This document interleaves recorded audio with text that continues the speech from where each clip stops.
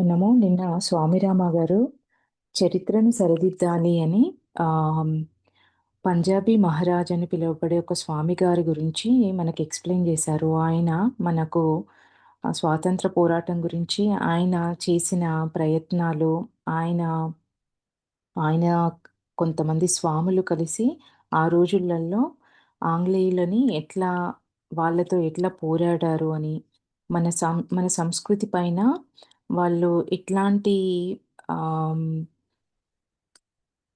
సరే సరికాని విధంగా మన సంస్కృతికి సంబంధించి, మన వేదాలకు సంబంధించి సరికాని విధంగా రాసి దాని గురించి ఎట్లా ప్రచారానికి తీసుకొచ్చారని స్కూల్లో గానీ, ఆహ్, మన మన నాగరికతను కూడా చాలా రకాలుగా భ్రష్టు పట్టించాలని ప్రయత్నాలు చేశారని, అది 2 విధాలుగా వాళ్ళనుకున్నది జరగలేదు. ఎందుకు అంటే, ఎక్కువ శాతం స్త్రీలే ఈ కట్టుబాట్లకి, మన ఆచారాలకి వాళ్ళ చేతులలో ఉండడం వల్ల 70% మంది గ్రామాలలో ఉండడం వల్ల వీళ్ళు చేసిన ప్రయత్నాలు సక్సెస్ కాలేదు అని మనకు ఆహ్, రామ గారు ఈ ఈ చరిత్రను సరిదిద్దాలి అనే ఈ చాప్టర్‌లో చెప్పారు ఫ్రెండ్స్. ఈరోజు రమణ మహర్షి గారి గురించి రామ గారు రమణ మహర్షి గారి ఆశ్రమానికి వెళ్ళానని, అక్కడ జరిగిన దాని గురించి మనకి ఎక్స్‌ప్లెయిన్ చేస్తున్నారు. ఉత్తరప్రదేశ్‌లోని గాజీపూర్ పట్టణం నుండి ప్రముఖ వైద్యుడు డాక్టర్ టి.ఎన్. దత్తా నాసిక్‌లో ఉన్న నన్ను చూడటానికి వస్తున్నట్లు లేఖ రాశారు.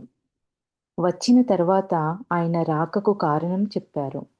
రమణ మహర్షి దర్శనం చేసుకోవడానికి దక్షిణ భారతదేశంలోనున్న అరుణాచలానికి నన్ను తనతో తీసుకొని వెళ్ళడానికి ఆతృతగా ఉన్నట్లు ఆయన చెప్పారు. 1940వ సంవత్సరపు శీతాకాలంలో మేము అరుణాచలానికి వెళ్ళాము. ఈ ఆశ్రమంలో నేనున్న సమయం చాలా తక్కువ అయినా అక్కడ నేనున్నంత సేపు చాలా సంతోషంగా ఉంది. ఆ రోజులలో రమణ మహర్షి మౌనవ్రతాన్ని పాటించేవారు. ఆశ్రమంలో చాలా మంది విదేశీ విద్యార్థులు ఉండేవారు. ఆయన ప్రధాన శిష్యులలో ఒకరైన శాస్త్రి గారు ప్రసంగిస్తుంటే ఆయన మౌనంగా కూర్చునేవారు. ఎంతో అపురూపమైన వేరొక చోట నేను అరుదుగా చూసిన ఒక విషయాన్ని ఆయన సన్నిధిలో చూడగలిగాను. ఆశ్రమంలో ఏంటది అంటే, ఆశ్రమంలో ఎప్పుడూ ప్ర ప్రసరించే ఆ మౌన స్వరానికి మనసులు తెరిచి ఉంచిన వారికి అంతరంగంలో ఉద్భవించే ఏ ప్రశ్నకైనా సమాధానం తెలియడానికి కేవలం ఆయన దగ్గర కూర్చుంటే చాలు. అంటే మనం ఒక ప్రశ్నతో ఆ ప్రదేశంలోకెళ్ళి కూర్చుంటే, మన లోపల అంతరంగంగా ఏదైనా సమస్యతో కానీ, ఏదైనా ప్రశ్నతో గానీ అక్కడికెళ్ళి కూర్చుంటే, మనకి ఆయన ఏమి మాట్లాడకపోయినా, ఆయన నోరు తెరియకపోయినా మన మనకి అంతరంగంగా దాని సమాధానం దొరికిపోతుండేదంట.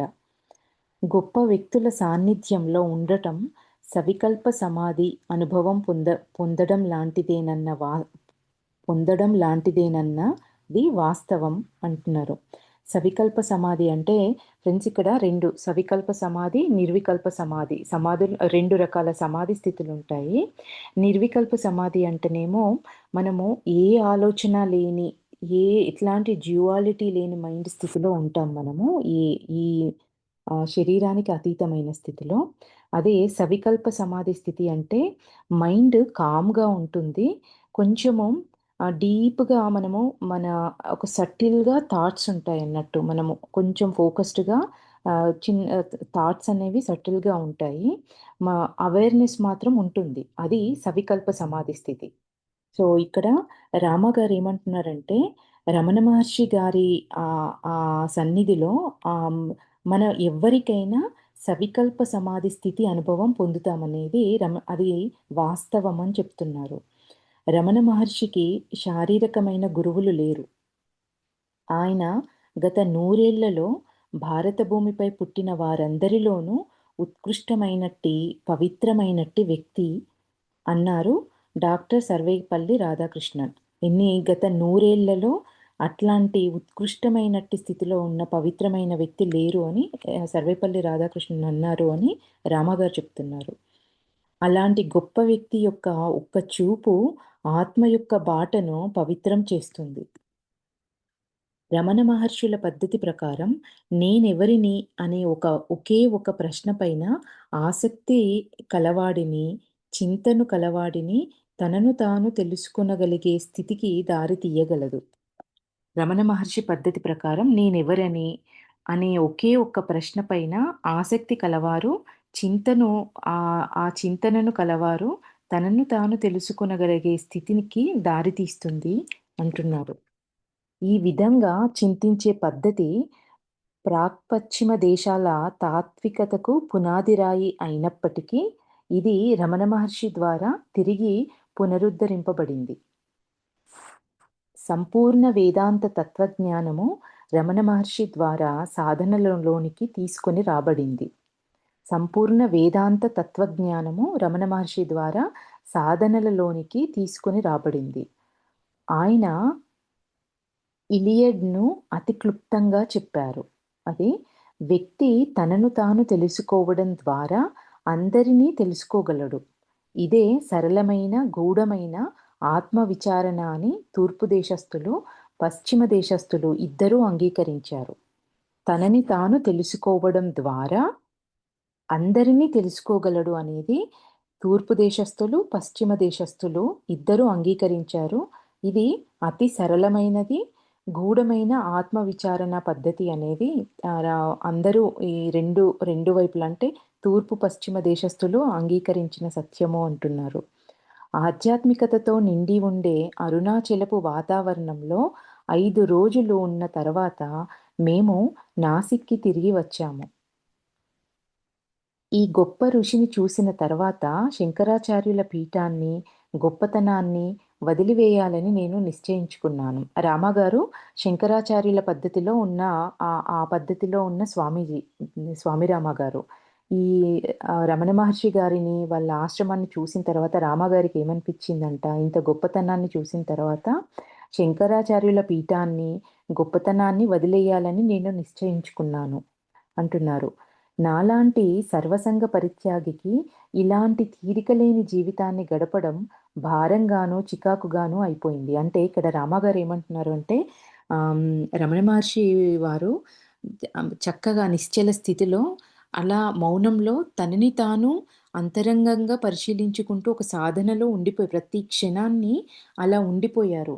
రామగారి స్థితేమో తను తీరిక లేకుండా జీవితాన్ని అంటే తిరగడం వల్ల తన తీరిక లేని తనం వల్ల ఎక్కువ సాధన పైన ఫోకస్ చేయలేకపోతున్నాను. ఈ ఈ ఈ శంకరాచార్యుల పీఠాన్ని, గొప్పతనాన్ని వీటన్నింటి గురించి తిరిగే ఈ పనుల వల్ల వీటిని వదిలేస్తే తన సాధన మీద ఎక్కువ ఫోకస్ చేయగలుగుతానేమో అనేలాంటి డెసిషన్ తీసుకున్నాను అంటున్నారు.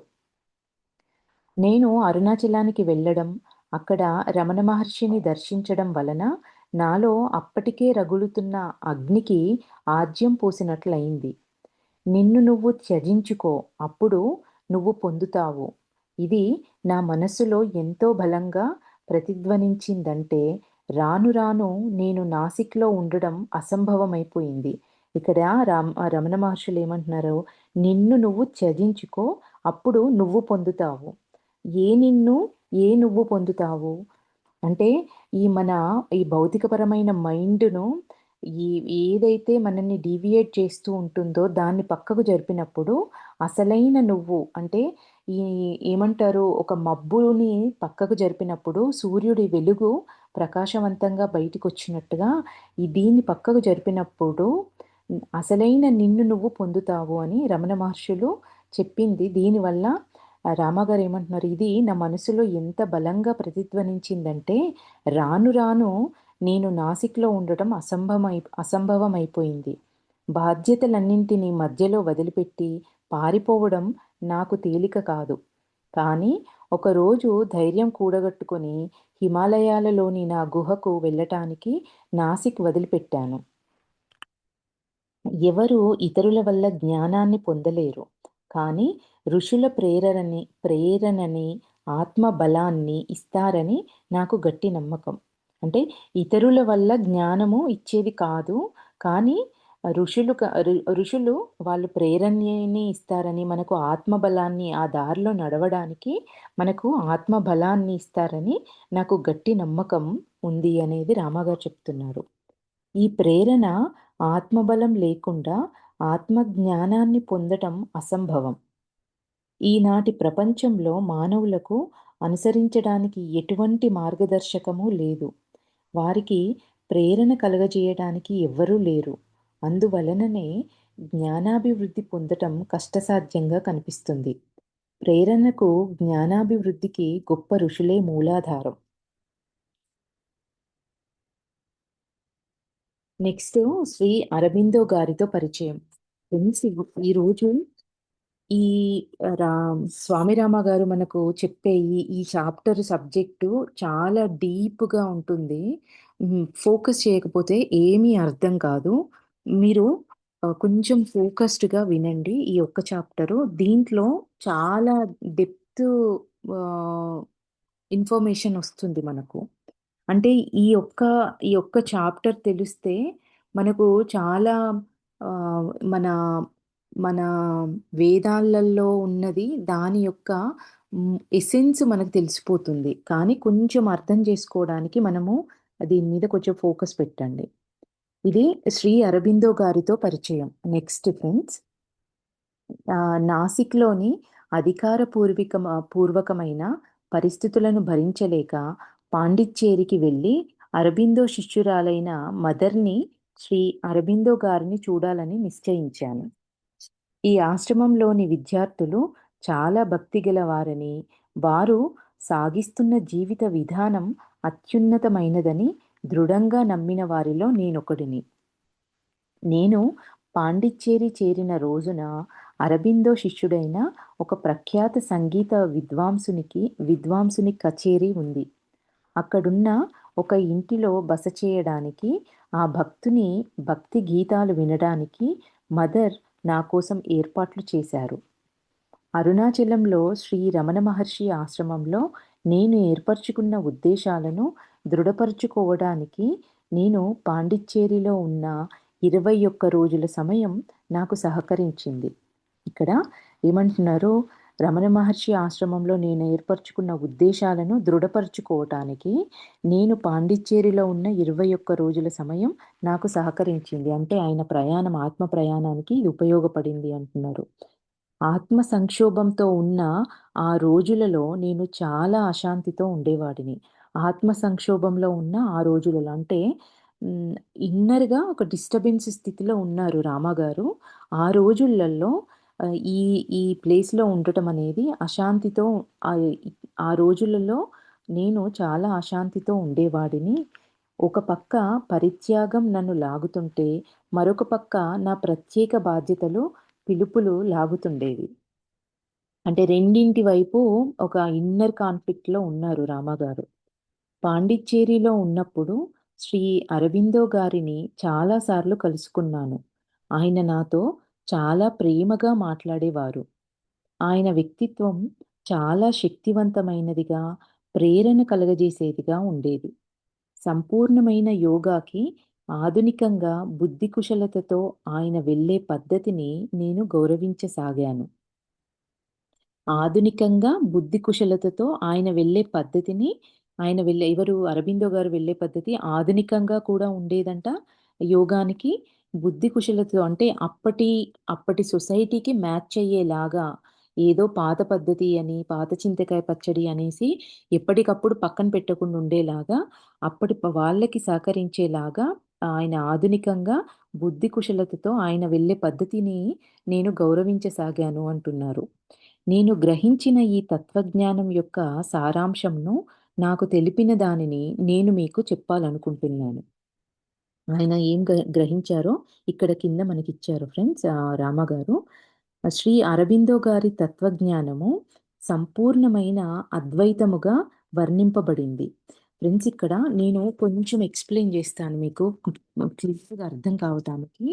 మీకు ఎవరికైనా ద్వైతము, అద్వైతము, విశిష్టాద్వైతము 3 ఉంటాయి ఫ్రెండ్స్. తెలిసుంటుందనుకుంటా. ద్వైతము అనేది అద్వైతం అనేది శంకరాచార్యుల గారు చెప్పారు. ద్వైతం అనేది మధ్వాచార్యుల గారు చెప్పారు. అద్వైతం అనేది రామానుజాచార్యుల గారు చెప్పారు. అంటే మొదటగా ఆ శంకరాచార్యులు 8వ శతాబ్దంలో అద్వైతం గురించి చెప్పారు. అద్వైతం అంటే ఏంటిక్కడ? ఏది లేదు. వేరే అంటూ ఏది లేదు. ఒక్కటే. ఉన్నది ఒక్కటే సత్యము అనేది శంకరాచార్యులు గారు చెప్పారు. ఏమని? మన సృష్టిలో ఉంది ఒక పరబ్రహ్మం ఒక్కటే. మొత్తము అంటే జీవులు, ఈ ప్రపంచము ఇదంతా మనకు కనిపిస్తున్నప్పటికీ కూడా ఇది ఇదొక మాయ, ఇదొక ఇల్యూజన్ అనేది శంకరాచార్యులు గారు చెప్పారు. ఉన్నదొక్కటే మూల చైతన్యము. మిగిలిందంతా ఒక మాయ అనేది శంకరాచార్యులు గారు చెప్పారు. ఇది అద్వైత సూత్రము. అంటే దీనికి ఒక ఎగ్జాంపుల్‌గా అయితే చక్కగా పట్టుకోవడానికి తరంగాలు వేరువేరుగా అంటే ఒక సముద్రానికి అలలు రకరకాలుగా ఉండొచ్చు కానీ సముద్రం ఒక్కటే. అట్లాగే మన ఆత్మలు ఈ జీవులు ఎన్నో రకాల జీవులు ఎన్ని ఉన్నప్పటికీ కూడా ఇవన్నీ ఒక్క పరబ్రహ్మ యొక్క రూపాలు అనేది మనకు శంకరాచార్యులు గారు అద్వైత సూత్రంగా ఇచ్చారు. ఇది ఆయన 8వ శతాబ్దంలో వచ్చి చెప్పింది. మొదటగా శంకరాచార్యులు ఇచ్చింది. దాని తర్వాత విశిష్టాద్వైతము, దాని తర్వాత ద్వైతము. ద్వైతంలో మధ్వాచార్యులు 13వ శతాబ్దంలో ఏం చెప్పారంటే, ద్వైతం అంటే ఉన్నదొక్కటే. శంకరాచార్యుల వారులేమో అద్వైతము అంటే ప్లస్ ద్వైతము. 2 లేవు, ఉంది ఒక్కటే అనేది శంకరాచార్యులు చెప్పారు.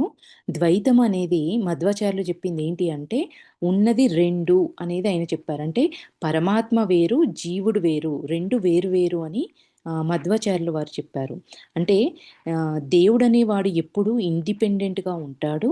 జీవుడు ఎప్పుడూ డిపెండెంటే అనేది ఈ మధ్వాచార్యులు చెప్పింది. అంటే దీనికి ఆయన ఇచ్చిన ఎగ్జాంపుల్ ఏంటంటే ఫ్రెండ్స్ ఎగ్జాంపుల్ చక్కగా గుర్తుపెట్టుకుంటారని నేను ఎగ్జాంపుల్స్ చెప్తున్నాను. ఆయన ఏమంటున్నారు? బిందువు, సముద్రము 2 ఉన్నప్పటికీ 2 నీరే అయినా కూడా బిందువు ఎప్పుడూ సముద్రం కాదు అనేది అంటే ఒక డ్రాపు ఓషన్ ఎప్పటికీ కాదు. డ్రాపే, ఓషన్ ఓషనే అనేది మధ్వాచార్యులు గారు చెప్పింది అది ద్వైత సిద్ధాంతం. దాని తర్వాత అద్వైతము, విశిష్టాద్వైతము. విశిష్టాద్వైతాన్ని చెప్పింది ఎవరు అంటే రామానుజాచార్యులు 11వ శతాబ్దంలో చెప్పారు. ఆయన ఏమంటారు అనంటే ఆహ్, ఉన్ ద్వైతము, అద్వైతము రెండింటిని కలిపారన్నట్టు ఆయన. విశిష్టాద్వైతం అనేది ఆత్మ, దేవుడు 2 ఒక భాగము అన్నీ కలిపిందే విశిష్టాద్వైతము అనేది ఆయన చెప్తారు. దానికి ఆయన ఇచ్చిన ఎగ్జాంపుల్ ఏంటిదంటే, దేవుడు ఒక శరీరం అనుకుంటే, మన శరీర భాగాలన్నీ జీవులు. అంటే మన చేతులు, కాళ్ళు జీవులు అనుకున్నప్పుడు, మన మన కర్మేంద్రియాలు ప్రతి అవయవానికి దాని పనులంటూ దానికుంటాయి. అంటే కళ్ళు చూసే పని చేస్తుంది. మన డైజెషన్ సిస్టము అరిగించే పని చేస్తుంది. అట్లా ఆయన ఏమంటారు అంటే దేవుడు ఒక శరీరంగా జీవులు మరియు ప్రపంచం ఆ శరీరంలోని అవయవాలుగా ఉండి అవన్నీ వేరువేరుగా ఉన్నప్పటికీ కలిసి పనిచేసినప్పుడే ఈ శరీరం అనేది ఉంటుంది. కాబట్టి ఆయన ఏమంటారంటే ద్వైతము, అద్వైతము 2 ఉన్నాయి. రెండింటి కలయికనే ఆ మూల చైతన్యము అనేది విశిష్టాద్వైతము. నేను ఇంకా సింప్లిఫై చేయాలంటే ఆహ్, ద్వైతం అంటే 2 ఆత్మ వేరు, దేవుడు వేరు. పరమాత్మ వేరు, ఆత్మ వేరు. అద్వైతము అంటే ఒక్కటే. ఆత్మ, దేవుడు ఒక్కడే. విశిష్టాద్వైతం అంటే ఇవి 2 ఆత్మ, దేవుని భాగాలే. ఇవి 2 కలిసినప్పుడే ఆ పరమాత్మ అనేది విశిష్టాద్వైతము. మీకు ఇది అర్థమైంది అని నేను అనుకుంటున్నాను. ఎవరికైనా వీలుంటే ప్లీజ్ ఒక్కసారి అన్మ్యూట్ చేసుకొని చెప్పగలుగుతారా?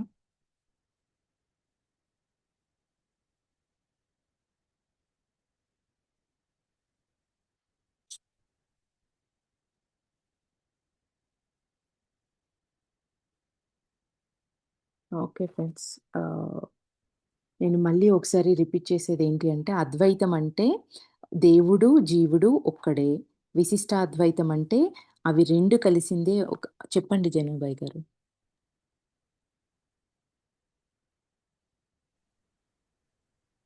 అర్థమైందండి. ఓకే. ఓకే. ఓకే. నేను కిందున్నా. పైకొచ్చాక టైం పట్టింది. ఓకే. ఓకే. అంటే ఇది అర్థమైతేనే నెక్స్ట్ ఈయన అరబిందో గారు చెప్పేది మనము ఈజీగా అర్థం అంటే ఈ చాప్టర్‌లో ద్వైతము, అద్వైతము పదే పదే రిపీటెడ్‌గా వస్తూ ఉంటాయి. నేను అందుకే ఈ వీటి గురించి కొంచెము స్ట్రెస్ చేసి చెప్తున్నాను. ఓకే అండి. సో, ఇక్కడ ఆహ్, రామగారు ఏమంటున్నారంటే, శ్రీ అరబిందో గారి తత్వజ్ఞానము ఇక్కడ ఇక్కడ శ్రీ అరబిందో గారి తత్వజ్ఞానము ఫిలాసఫీ సంపూర్ణమైన అద్వైతముగా వర్ణింపబడుతుంది. ఇక్కడ ఏమన్నారు? సంపూర్ణమైన అద్వైతముగా ఆహ్, వర్ణింపబడుతుంది. అద్వైతము అనంటే ఫ్రెండ్స్ 2 ఉన్నది ఒక్కటే. జీవుడు, ఆ పరమాత్మ. ఇవి 2 ఒక్కటే అనే స్థితిలో మన అరబిందో గారు చెప్పే జ్ఞానం ఉంటుంది అనేది రామగారు చెప్తున్నారు. ఈ మార్గంలో యథార్థాన్ని దాని యొక్క మూల సిద్ధాంతపు ఏకత్వంలో అర్థం చేసుకోవడానికి ప్రయత్నించవలసి ఉంటుంది. మనం పాటించే వ్యత్యాసము అన్నింటినీ తనలో ఐక్యం చేసుకున్న పరమాత్మలో జరిగే విస్తరణలుగా చూడబడతాయి. పూర్ణ అద్వైతము అంటే పూర్ణ అద్వైతం అనేది ఆచారాలు, మతాలు, తర్కశాస్త్రము మరియు వేదాంతాల అంతరాలను తుడిచివేస్తుంది. అంటే ఈ అంటే ఇప్పుడు ర ఉన్నది ఒక్కటే. మనము ఆయన యొక్క ఆయన యొక్క శక్తి స్వరూపాలము మనము. ఆ పూర్ణాత్మ అంటే మన ఆ మూల చైతన్యము, ఆ మూల చైతన్యం అన్నా, ఆది పరాశక్తి అన్నా ఏదైనా ఉంది శక్తి ఒక్కటే. ఆ శక్తి యొక్క భాగాలము మనము. మనమందరం కలిస్తేనే ఆ మూల చైతన్యం అన్నప్పుడు ఇంకా ఇందులో ఇంకా వేరే ఏమి ఉండవు. ఆచారాలు, సాంప్రదాయాలు, మతాలు, తర్కాలు, మీది మీది రాంగు, మాది కరెక్టు, ఈ మెటాఫిజిక్స్ వీటికి సంబంధించిన ఈ అంతరాలన్నీ తుడిచిపెట్టుకుపోతాయి అనేది ఈయన అరవిందో గారు చెప్పేది జ్ఞానము అంటున్నారు. సంపూర్ణ సత్యం యొక్క సారము అద్వైతము. అద్వైతం అంటే ఈ పూర్ణమైన సత్యం యొక్క సారం ఏంటిది అంటే అద్వైతం ఉన్నదొక్కటే. అనిర్వచనీయమైన తార్కికంగా ఈ మిగిలినవి కూడా ఫ్రెండ్స్ ఇక్కడ రామానుజాచార్యులు గాని, మధ్వాచార్యులు గాని చెప్పింది అప్పుడున్న పరిస్థితులు, అప్పుడున్న మనుషులు, అప్పుడున్న సమాజము, అప్పుడున్న పరిస్థితుల కోసము వాళ్ళు చెప్పిన దాన్ని చెప్పాల్సొచ్చింది అప్పుడున్న సొసైటీ కోసము. ఎప్పుడు మన ఈయన ఆదిశంకరాచార్యులు గారు వచ్చిన తర్వాత, ఆయన చెప్పిన తర్వాత నెక్స్ట్ వచ్చిన వాళ్ళు వీళ్ళంతా. రామానుజాచార్యులు, తర్వాత మధ్వాచార్యులు గారు. అప్పుడున్న పరిస్థితుల వల్ల, అప్పుడు ఎంతసేపు మతాలు, కులాలు మతాలతోటే ఎక్కువ తగువులు, కొట్లాటలు జరుగుతున్న పరిస్థితుల్లో వీటిని ఇంట్రడ్యూస్ చేశారు. అప్పుడు సిట్యుయేషన్‌ని బట్టి. ఇక్కడ శ్రీ అరబిందో విశ్వాసము ఏమంటున్నారు అంటే, దీనిని నిర్మలమైన ఆధ్యాత్మిక సహజ జ్ఞానం యొక్క తీక్షణమైన అంతర్దృష్టి ద్వారా పొందే ప్రత్యక్ష అనుభవం వల్ల మాత్రమే సులభంగా చేరవచ్చు. ఇవి ఇవన్నీ ఆధ్యాత్మిక సహజ జ్ఞానం యొక్క మన అంతర్దృష్టి ద్వారా ప్రత్యక్షంగా మనం అనుభవించినప్పుడే సులభంగా వీటిని మనము అర్థం చేసుకోగలము అంటున్నారు. అద్వైత మతానుసారము వస్తు పరిగణిత అంటే మెటీరియలిజం అనేది కారణము, ఆకారము, సం సంఖ్య వీటన్నింటిని మించినదే సత్యము. అంటే మెటీరియల్‌గా మనకు కనిపించే ఒక ఆకారము, ఒక అంటే ఒక రిచువల్‌గా అంటే ఈ ఈ పని మెటీరియలిజంలా కనిపించేవి వీటన్నింటికి అతీతంగా ఉన్నదే అద్వైత స్థితి. ఈ మెటీరియల్ వీటికి అతీతమైన స్థితిలోకి మనం వెళ్ళిందే అది సత్యము అనేది ఇక్కడ చెప్తుంది. వీటన్నింటిని మించింది ఉన్నతమైన సత్యము అని. వేదాంతాలలో నిర్గుణ బ్రహ్మతత్వంలోను, బౌద్ధ తత్వంలోను, శూన్యతా భావనలోను, చైనా తత్వశాస్త్రంలోని తావోలోను, భావనలోను అంటే ఇన్ని ధ్యాన పద్ధతులు. ఒక్కో కంట్రీలో ఒక్కో రకమైన ధ్యాన పద్ధతులు. ఇప్పుడు తావో సిద్ధాంతం అని, హ్మ్, తా ఈ ఈ శూన్య భావన సిద్ధాంతమని, చైనా తత్వశాస్త్రమని ఇంతమంది దీని మీదనే ఇవన్నీ బేస్ అయ్యి ఉన్నాయి అని చెప్తున్నారిక్కడ. తత్వాతీత ఫిలాసఫీ అనేది కూడా ఇవే నమ్ముతున్నాయి. బౌద్ధ తత్వశాస్త్రము అయినా, నిర్గుణ బ్రహ్మతత్వంలోనైనా ఇవన్నీ కూడా దేన్ని ఈ మన హ్మ్, ఆదిశంకరాచార్యులు గారు చెప్పింది ఉన్నది ఒక్కటే అనే ఒక సత్యం మీదనే ఇవన్నీ బేస్ అయ్యి ఉన్నాయి అనేది రామగారు చెప్తున్నారిక్కడ. అదే నమ్మకాన్ని తెలియజేశారు. కుండలిని అనే అంతర్గత మూలశక్తిని మేల్కొల్పడం ద్వారా వ్యక్తి ఆధ్యాత్మికంగా పురోగమిస్తాడని తంత్రతత్వశాస్త్రం చెబుతుంది. ఈ ఆధ్యాత్మిక శక్తి ఉన్నత సాధనముల వెంట ఒక సక్రమమైన మార్గంలో పెట్టినప్పుడు జీవనము ఇబ్బంది లేకుండా సాగుతుంది. భగవంతునికి మనఃపూర్వక ఆత్మ సమర్పణ ద్వారా ప్రేమ, భక్తి మార్గాన్ని వైష్ణవ మతం బోధిస్తుంది. భగవంతునికి మనఃపూర్వక ఆత్మ సమర్పణ ద్వారా ప్రేమ, భక్తి మార్గాన్ని వైష్ణవ మతం బోధిస్తుంది. ఈ విషయంలో క్రైస్తవ గూఢతత్వము మరియు సూఫీ మతములకు వైష్ణవ మతములతో చాలా దగ్గర పోలికలున్నాయి. ఇక్కడ ఏమంటున్నారు? క్రైస్తవ గూఢతత్వము అంటే పైకి కనిపించేది కాదు. క్రైస్తవ గూఢతత్వము, గూఢంగా ఉన్న తత్వము మరియు సూఫీ మతము.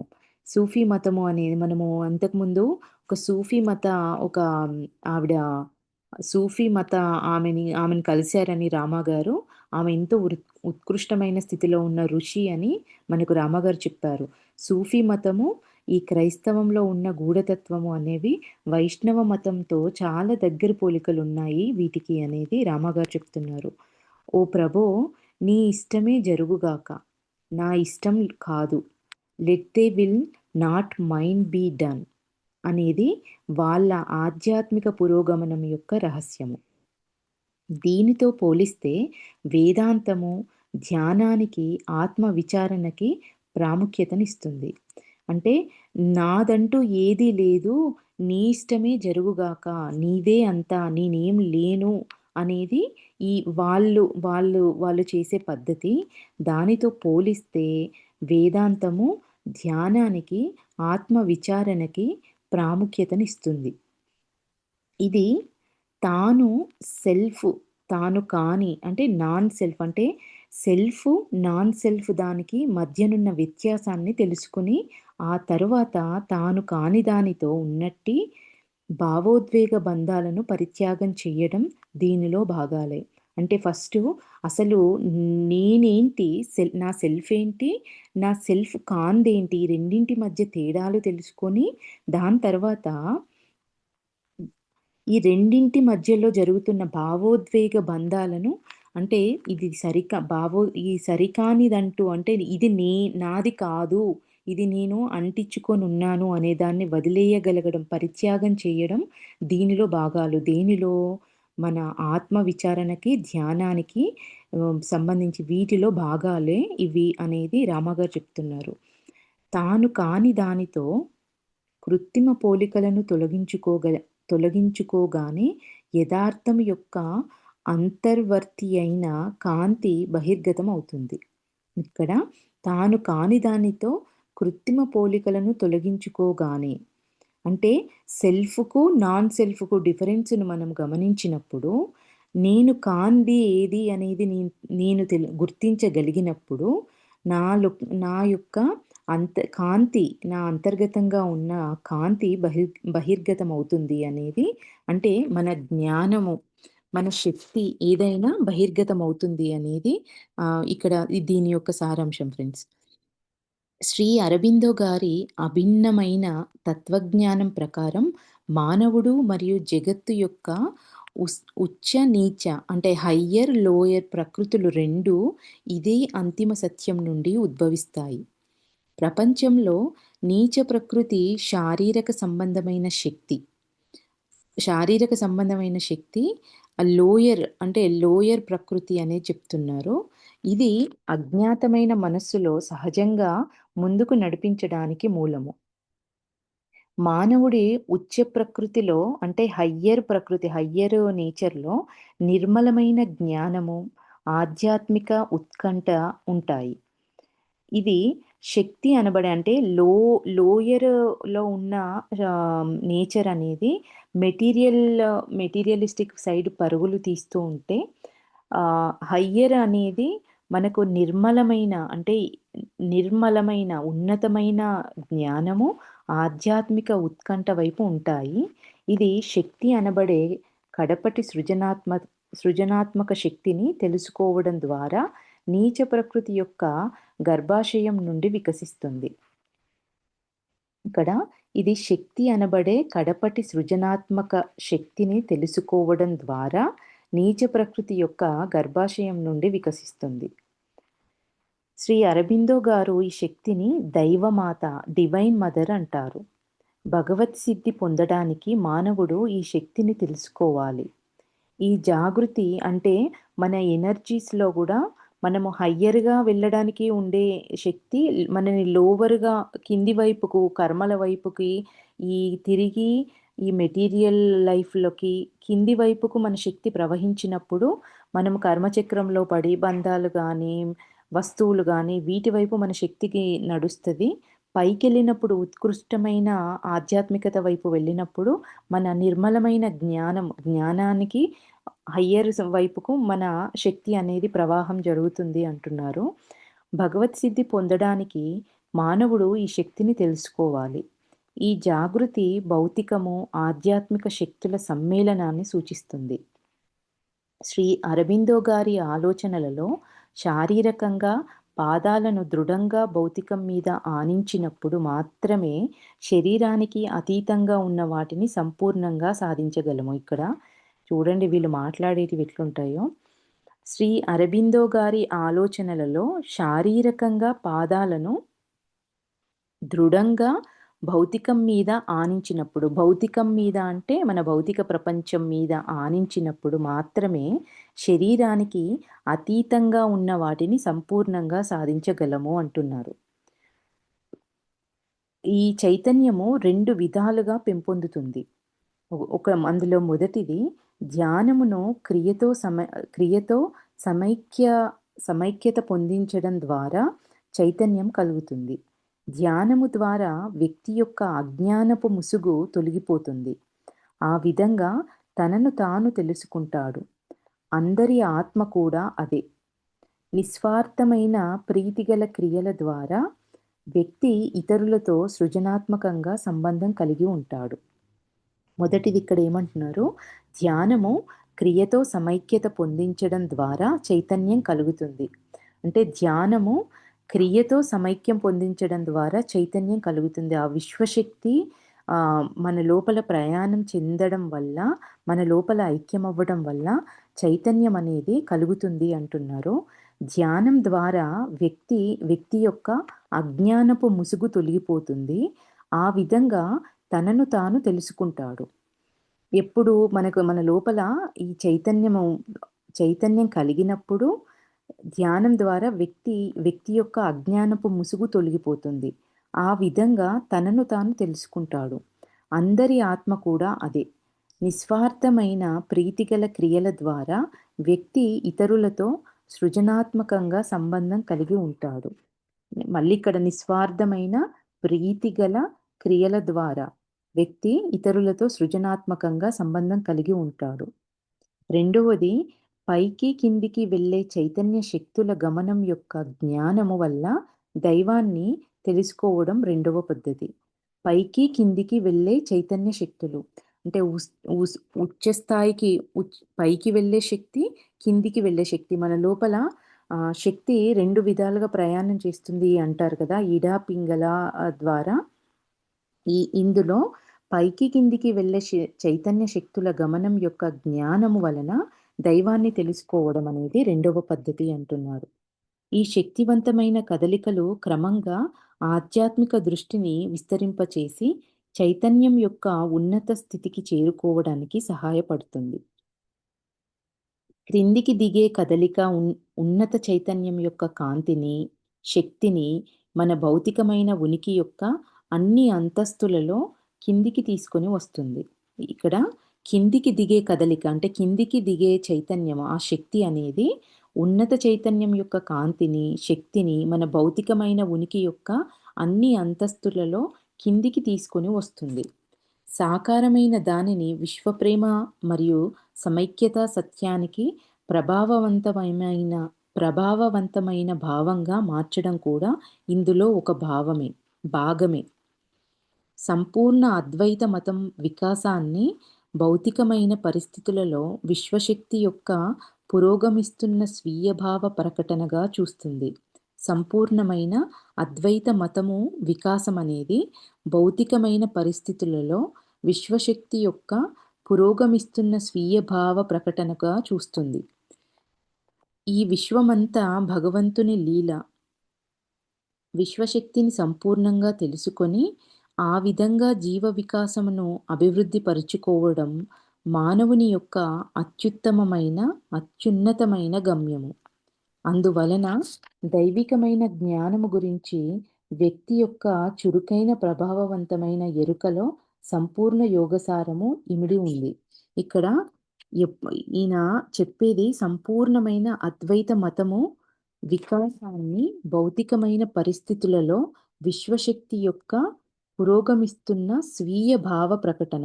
అంటే మన సంపూర్ణ అద్వైత మతము ఇది ఉన్నది ఒక్కటే అనే స్థితి అనేది ఈ ఈ భౌతిక పరిస్థితుల్లో విశ్వశక్తి యొక్క పురోగమిస్తున్న భౌతికమైన పరిస్థితులలో విశ్వశక్తి యొక్క పురోగమిస్తున్న స్వీయ భావ ప్రకటనగా చూస్తుంది. ఈ స్థితిలో ఉన్న వ్యక్తి అద్వైత మతము అంటే ఉన్నది ఒకటే అనే ఈ స్థితిలో భౌతికమైన పరిస్థితుల్లో విశ్వశక్తి యొక్క పురోగమిస్తున్న స్వీయ భావ ప్రకటనగా చూస్తుంది. ఈ విశ్వమంతా భగవంతుని లీల. విశ్వశక్తిని సంపూర్ణంగా తెలుసుకొని ఆ విధంగా జీవ వికాసమును అభివృద్ధి పరుచుకోవడం మానవుని యొక్క అత్యున్నతమైన గమ్యం. ఇక నెక్స్ట్ పరిత్యాగం ద్వారా అద్వైత తపస్వితనము యొక్క గమ్యాన్ని తెలుసుకోవలసిన అవసరం ఆధునిక మానవునికి లేదన్న నమ్మకంతో శ్రీ అరవిందో గారు అద్వైత మతం యొక్క సనాతన తత్వశాస్త్రాన్ని సంయోగీకరణము చేశారు. ఇక్కడ అద్వైత తపస్వితనము అనంటే మెటీరియలిస్టిక్ లైఫ్ని వదిలేసి, అంటే ఎంతసేపు ప్లజెంట్ల వైపు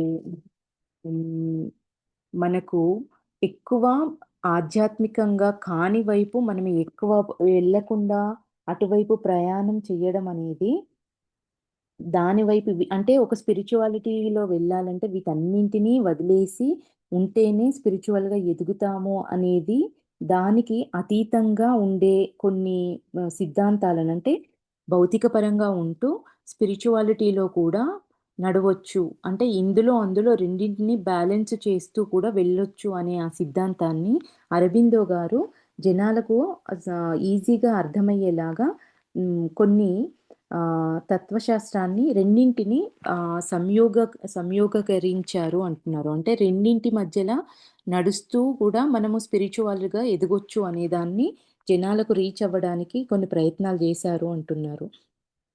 నిమిత్త భావనతో క్రియలో ధ్యానం చేయడం కూడా మూలశక్తి కుండలిని మేల్కొల్పడానికి సాధకుడిని సంసిద్ధుణ్ణి చేస్తుంది. శివశక్తుల కలయికను తెలుసుకోవడం ద్వారా మానవాళి ఉన్నత చైతన్య దిశలో పైకి వెళ్ళగలదు. ఆధునిక భారతీయులు, ముఖ్యంగా పశ్చిమ దేశంలోని భారతీయులు శ్రీ అరబిందో గారి తత్వశాస్త్రాన్ని బాగా సమర్థించారని నేను పూర్తిగా నమ్మాను. కానీ నేను ప్రశాంతతకి, ఏకాంతానికి అలవాటు పడటం వలన నాటకాలు, కచేరీలు, టెన్నిస్ ఆటలు లాంటివి అనేకమైన ఆశ్రమ కార్యక్రమాలకు నేను సరిపుచ్చుకోలేకపోయాను. అంటే ఇవన్నీ అరబిందో గారి ఆశ్రమంలో ఇవన్నీ ఉన్నాయన్నట్టు. నాటకాలు, కచేరీలు, టెన్నిస్ ఆటలు, వీటన్నింటినీ నేను సరిపుచ్చుకోలేకపోయాను. ఎందుకు అనంటే ఆయన ఎక్కువ ఏకాంతంగా ఉండటానికి అలవాటు పడడం వల్ల. నేను నాసిక్కి తిరిగి వచ్చి హిమాలయాలకు వెళ్ళిపోవాలని నిర్ణయించుకున్నాను. అంటే అరబిందో గారు కూడా రెండింటిని బ్యాలెన్స్ చేయడం అనేది ఓరల్గా మనకి ఇందులో చెప్పింది.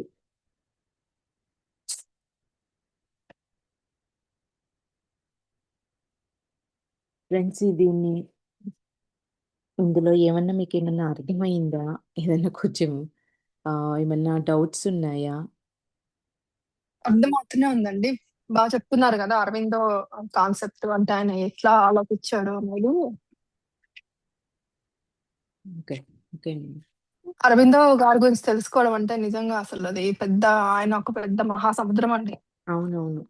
ఆశ్రమంలో గూడా అసలాయన ఆయన ఉండే అంటే ఆయన సమాధి, ఆయన ధ్యానం చేసిన ప్లేసు, ఆయన నిర్వాణం పొందిన ప్లేసు ఆ రూమ్‌లో ఒక హ్మ్. 5 నిమిషాలుంటే మనము హయ్యర్ డైమెన్షన్ ఎనర్జీస్‌ని ఫీల్ అయితామంట అండి. అవునా అండి? ఆహా! ఇక్కడ ఎప్పుడు వెళ్ళలేదండి నేను పాండిచ్చేరి. నేను వెళ్ళలేదు. విన్నాను. హ్మ్. హ్మ్. నెక్స్ట్ ఇక్కడ పరమానంద కెరటం అని ఇంకొక చాప్టరు. రామాయణ పురాణంలో రాముడు వనవాసంలో నివసించేవాడని చెప్పబడుతున్న చిత్రకూటమును నేనొకసారి దర్శించాను. హిందూ దేశ పర్వత శ్రేణుల్లో ఒకటైన వింధ్య పర్వతాలలో ఇది ఉంది.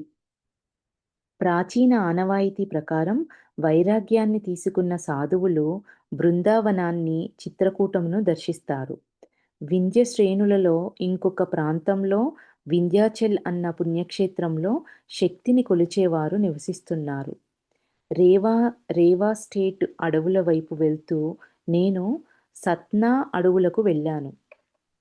అక్కడ మంచి అందగాడు, వేదాంత, యోగ సాంప్రదాయాలలో నిష్ణాతుడైన ఒక స్వామిని కలిశాను.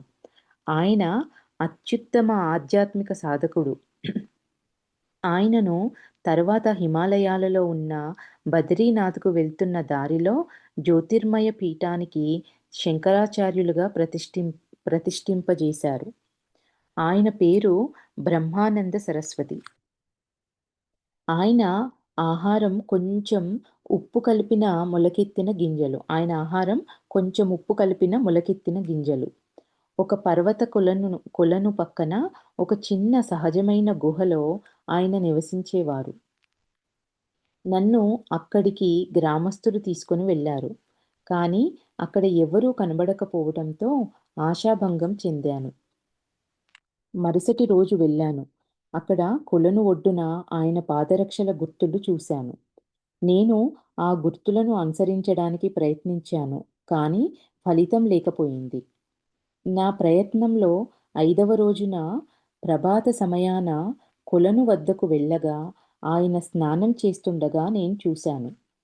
స్వాములు సామాన్యంగా అభివాదం చేసుకునే నమో నారాయణ అంటూ ఆయనను పలకరించాను. ఆయన మౌనవ్రతం పాటిస్తుండడం చేత నన్ను గుహకు అనుసరించమని సంజ్ఞతో ఆదేశించారు.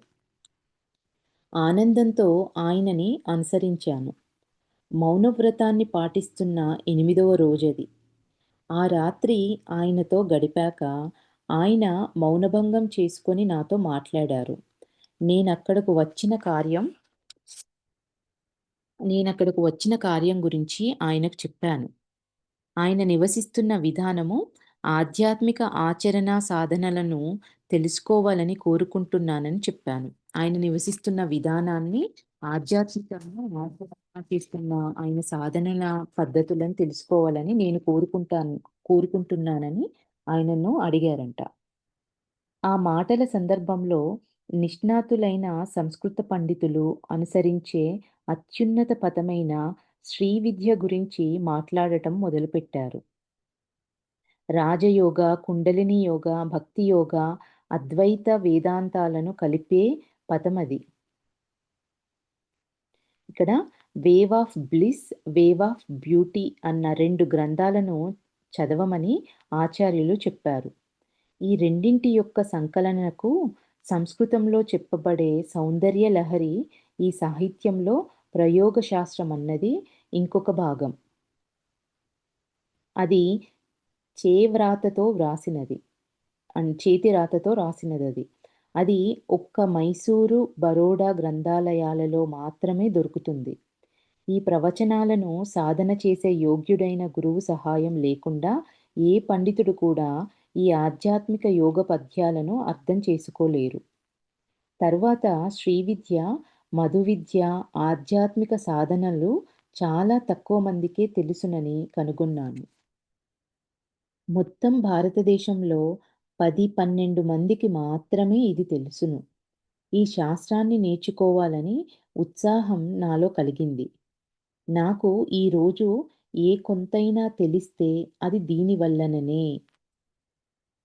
ఈ శాస్త్రంలో అంటే ఈయన రాసేటప్పటికి ఈ రోజుకి నాకేదన్నా తెలిసి ఎంతైనా కొంత తెలిసిందంటే అది ఈ శ్రీ విద్య, మధు విద్య ఆధ్యాత్మిక సాధనల వల్లనే అంటున్నారు. ఈ శాస్త్రంలో దేహం ఒక దేవాలయంగా, లోపల ఉండే ఆత్మ భగవానునిగా చూస్తారు. ఒక వ్యక్తి చిన్న పరిమాణంలో ఉన్న విశ్వమని, దీనిని అర్థం చేసుకుంటే పరిపూర్ణ విశ్వాన్ని అర్థం చేసుకోవచ్చని, దానితో సర్వాంతర్యామిని చూడగలవచ్చునని భావన. ఎన్నో పవిత్ర గ్రంథాలు చదివి, ఎన్నో పతాలు తెలుసుకున్న తర్వాత మా గురువుగారు నేను శ్రీ విద్య మార్గంలో సాధన చేసుకోవటానికి సహాయం చేశారు. ఈ పథంలో కుండలిని అగ్నిని దేవమాతగాను, యోగ సాధనలో దానిని మూలస్థానం నుండి రగుల్కొల్పి చక్రాల ద్వారా అత్యున్నత స్థానానికి దాన్ని తీసుకొని వెళ్తారు. యోగ సాధనలో దాన్ని మూలస్థానం అంటే మూలాధార చక్రం మనం కూర్చునే మూల మొదటి స్థానం నుంచి దాన్ని రగుల్కొల్పి చక్రాల ద్వారా అత్యున్నత స్థానానికి దాన్ని తీసుకొని వెళ్తారు ఈ కుండలినిని. మన ఆధ్యాత్మిక దేహానికి రూపాన్ని, చైతన్య ప్రవాహాన్నంతా కలిపే జీవిత చక్రాలే ఈ చక్రాలు. ఈ చక్రశాస్త్రము సంక్షిప్తమైనది. కానీ దీనిని బాగా తెలుసుకుంటే వ్యక్తికి ఇది అన్ని స్థాయిలలో సహాయకారిగా ఉంటుంది. భౌతిక శారీరక శక్తి, మానసిక ఆధ్యాత్మిక స్థాయిలలో ఈ చక్రాలు పనిచేస్తాయి. ఈ శక్తి బిందువులు శరీరంలోని వెన్నెముకలో బిందువులకు అనుగుణంగా ఉంటాయి. బిందువు అంటే ఒక్కొక్క చక్రము ఒక్కో బిందువుగా చెప్తున్నారు. చివరిది వెన్నెముకలోని ఆఖరి చిన్న ఎముక వద్ద, రెండవది త్రికాస్తి ప్రాంతంలోను, మూడవది బొడ్డు వద్ద, మూలాధార, స్వాదిష్టాన, మణిపూరక ఒక్కొక్క స్థితి ఎక్కడెక్కడ అనేవి చెప్తున్నారు ఇక్కడ. మూడవది బొడ్డు వద్ద, నాలుగవది హృదయం వద్ద, ఐదవది కంఠం వద్ద, ఆరవది కనుబొమ్మల మధ్య, ఏడవది శీర్షాగ్రమం వద్ద ఉంటాయి. ఆఖరి చక్రాల వైపు సామాన్యంగా పరిణితి చెందని మనసు పరిగెడుతుంది. పరిణితి చెందని మనసు ఆఖరి చక్రాల వైపు పరిగెడుతుంది. హృదయం వద్దనున్న అనాహత చక్రం మీద కిందనున్న అర్ధగోళాలను వేరు చేస్తుంది. అంటే కింది 3 చక్రాలు, పై 3 చక్రాలు ఇవి వేరు చేస్తుంది మన హృదయ చక్రము, అనాహత చక్రము అంటున్నారు. ఇది దైవిక ప్రశాంతతకు అంటే పై 3 చక్రాలు మన ఆధ్యాత్మిక ఇంకా పైకి ఎళ్తున్నామంటే మనం ఆధ్యాత్మిక జ్ఞానం వైపు నడుస్తున్నట్టు.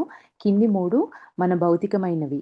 అట్లా అని కింది 3 ఏవి ఇవి తక్కువ అసలు ఇవి 3 అలైన్ అయినప్పుడు ఆటోమేటిక్‌గా పైకి మనం ఈజీగా వెళ్ళగలుగుతాం. లేకపోతే ఇవి ఆధ్యాత్మికంగా మనకి ఎదగడానికి హెల్ప్ చేయవు. ఇక్కడ ఇది దైవిక ప్రశాంతతకు కేంద్రముగా అంగీకరింపబడింది. ఏవి పైవి. బౌద్ధ, హిందూ, క్రైస్తవ, యూదు మతాలన్నీ ఈ కేంద్రాన్ని గుర్తించాయి. హిందూ మతంలో అనాహత చక్రం అనే దానిని, యూదు మతంలో స్టార్ ఆఫ్ డేవిడ్ అని, క్రైస్తవ మతంలో సేక్రెడ్ హార్ట్ అని పిలుస్తారు. చక్రాలలో మీదనున్నవి పైకి ప్రవహించే శక్తికి నడిబిందువులు. ఒకే చక్రం నుండి శిఖరాగ్రంలోనున్న 1000 దళాల పద్మం వరకు ఎన్నో తరహాల చైతన్యం ఉంది. ధ్యానానికి నిటారుగా కూర్చున్నప్పుడు ఈ బిందువులన్నీ ఒకే వరుసలోనికి వస్తాయి. శక్తిని ఏదో ఒక చక్రం మీద కేంద్రీకరింపవచ్చును. శక్తి ప్రవాహాన్ని పై చక్రాల వైపు మరల్చే మానసిక శక్తిని పెంపొందించుకోవటం ఆధ్యాత్మిక అభివృద్ధిలో ఒక అంశం. అన్ని చక్రాలను క్రమబద్ధంగా అనుభవించాలనుకుంటే ప్రాణాధార ప్రవాహాల గురించి జ్ఞానం అనేది ముఖ్యం. హిందూ మతంలోని ప్రాణాధార ప్రవాహాలంటే ఫ్రెండ్స్ ఇక్కడ నాడులు. అన్ని చక్రాలు క్రమబద్ధంగా అనుభవించాలనుకుంటే, అంటే ఒక అలైన్ అవ్వాలనుకుంటే, మన నాడుల ప్రవాహం గురించిన జ్ఞానం అనేది ఎంతో ముఖ్యము అంటున్నారు. హిందూ మతంలోని, బౌద్ధ మతంలోనూ చక్రాలపై ఎంతో సాహిత్యం ఉంది. పశ్చిమ దేశాల కొరకు ఈ దివ్య జ్ఞానాన్ని రచయితలు ప్రవేశపెట్టారు. పశ్చిమ దేశ రచయితలు చక్రాలపై చాలా పుస్తకాలు వ్రాశారు కానీ, వాటిలో చాలా మటుకు సర్ జాన్ వుడ్రోఫ్ గారు రాసిన దానిని మినహాయించి ఎవరి వద్ద నుండి తెలుసుకొని వ్రాసినవి అవటం వల్ల ఎవరి వద్ద నుండో తెలుసుకొని వ్రాసినవి అవటం వల్ల తప్పుదారి పట్టించేవిగా ఉన్నాయి. అంటే ఈ సర్ జాన్ వుడ్రోఫ్ గారు రాసిన దాన్ని మినహాయించి ఈయన రాసిన పుస్తకం తప్పితే మిగిలినవన్నీ తప్పుదారి పట్టించే వాటిలాగా ఉన్నాయి అంటున్నారు చక్రాల గురించి. ఎంతో విశిష్టత ఉన్న అది ఎక్కడ ఫ్రెండ్స్ వేరే పశ్చిమ దేశాలలో అంటున్నారు. అంటే ఈ ప్లేసులలో. ఎవరి వద్ద నుండో తెలుసుకొని వ్రాసినవి అవటం వల్ల తప్పుదారి పట్టించేవిగా ఉన్నాయి. ఎంతో విశిష్టత ఉన్న శాస్త్రాలపై ఇటువంటి తప్పుదారి పట్టించే సాహిత్యం ఆఖరుకు ఆహార పదార్థాలమ్మే చోట కూడా ఉంచబడ్డాయి. ఎంత హాస్యాస్పదం! శ్రీవిద్య గురించి తెలిసిన అతి కొద్ది మంది సిద్ధులలో స్వామి బ్రహ్మానంద ఒకరు. ఉపనిషత్తుల మీద, ముఖ్యంగా శంకరుల వ్యాఖ్యానంపై ఆయనకున్న విశేష జ్ఞానం అత్యద్భుతం. ఆయన మంచి వక్త. ఆయన శిష్యుడు మంచి పండితుడైన స్వామి కర్పార్తి 300 సంవత్సరాల బట్టి ఖాళీగా ఉండిపోయిన ఉత్తర హిందూ దేశ శంకరాచార్య పీఠాన్ని అధిష్ఠించమని ఆయనని కోరారు. ఇక్కడ శంకరాచార్యుల గారు మన మన దేశాన్ని, మన సంస్కృతిని కాపాడడానికి, మన వేదాల జ్ఞానాన్ని కాపాడడానికి ఆర్మీ ఎట్లాగానో మన మన మన సంస్కృతికి, మన వేద జ్ఞానాన్ని కాపాడడానికి ఈ మన దేశం చుట్టూ అంటే పడమర, తూర్పు, ఉత్తరం అన్ని వైపులా ఈ శంకరాచార్య పీఠాలున్నాయి ఫ్రెండ్స్. అయితే ఇప్పుడు ఇంతకుముందు కలిసిన వ్యక్తి ఒక దగ్గర శంకరాచార్యులుగా ఉంటే, ఇప్పుడు ఈయన కర్పార్తి అనే వ్యక్తి ఉత్తర హిందూ దేశానికి ఉత్తరం వైపుకు మన హిందూ దేశానికి ఉత్తరం వైపు ఉన్న శంకరాచార్య పీఠాన్ని అధిష్ఠించమని ఆయన్ని కోరారు అంటున్నారు. అంటే ఒక్కో వైపు ఒక్కో పీఠానికి ఒక్కో శంకరాచార్యులు ఉంటారు కదా!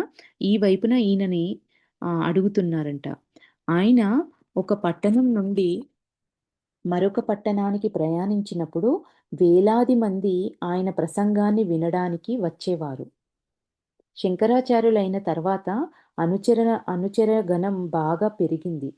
భక్తి, అద్వైత సిద్ధాంతాలను మేళవించి ఆయన ఇచ్చే బోధనలు ఎంతో ఆకర్షించేవిగా ఉండేవి. నేను ఆయన వద్దనున్న కొద్ది కాలంలో ఆయన భగవద్గీత మీద మధుసూదన గారి వ్యాఖ్యానం గురించి మాట్లాడారు. స్వామి బ్రహ్మానంద వద్ద కెంపులతో తయారు చేసిన శ్రీయంత్రం ఉంది. ఆయన దానిని నాకు చూపి ఎలాగ పూజిస్తారో చెప్పారు. గొప్ప ఋషులందరూ తమ ఆధ్యాత్మిక, మానసిక, శారీరక వనరులను తమ అంతిమ లక్ష్యం వైపు ఎలా మరల్చుతారో తెలుసుకోవడానికి ఆసక్తికరంగా ఉంటుంది. మానసిక, శారీరక వనరులను తమ అంతిమ లక్ష్యం వైపు ఎలా మరల్చుతారో తెలుసుకోవడానికి ఆసక్తికరంగా ఉంటుంది. ప్రజాబాహుళ్యం మధ్య ఉంటూ, ప్రాపంచిక వ్యామోహాలకు, ప్రలోభాలకు అతీతంగా ఉంటూ, తమ విశిష్టతను ప్రకాశింపజేస్తూ ఉన్న నేను చూసిన అతి కొద్ది మంది స్వాములలో ఆయన ఒకరు. ఆయనతో వారం రోజులు గడిపి నేను ఉత్తరకాశీకి వెళ్ళిపోయాను. ఫ్రెండ్స్, దీన్ని ఈ రోజుకి ఇక్కడికి ఆపుదాము.